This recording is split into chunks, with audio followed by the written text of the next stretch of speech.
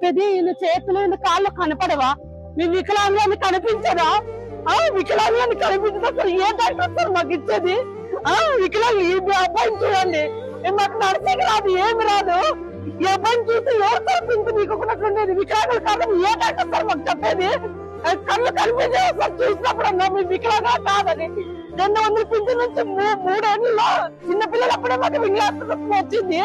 ఎవరు సార్ మేము వికలాంగులు కాదనేది? ఇప్పుడు ఈ పిల్లల భవిష్యత్తు, మా భవిష్యత్తు ఎవరు సార్? మేము ఎవరి మీద ఆధారపడాలి సార్? ఇప్పుడు వికలాంగులంతా పింఛన్ వస్తుందని మేము దాని మీద ఆధారపడినాము.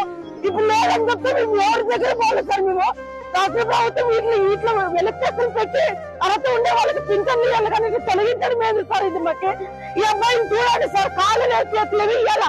ఏం పని చేసుకోగలమా మేమేమన్నా?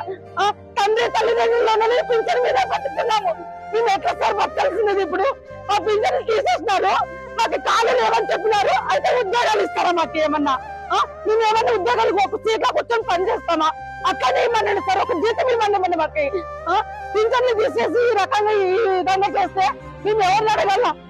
ఎవరిని అడగాలి సార్? మీకు దయచేసి విలేకరులకి అందరికీ దయచేసి అడుగుతున్నాం సార్, మా పింఛన్లు మాకు వచ్చేటట్లు చేయండి సార్. వెలికేసులు పెట్టినారు, ఇట్లా చూస్తేనే వికలాంగులని తెలుస్తుంది కదా సార్. వీళ్ళు వికలాంగులు కదండి, ఏ డాక్టర్ సార్ మాకు ఇచ్చేది ఇట్లా?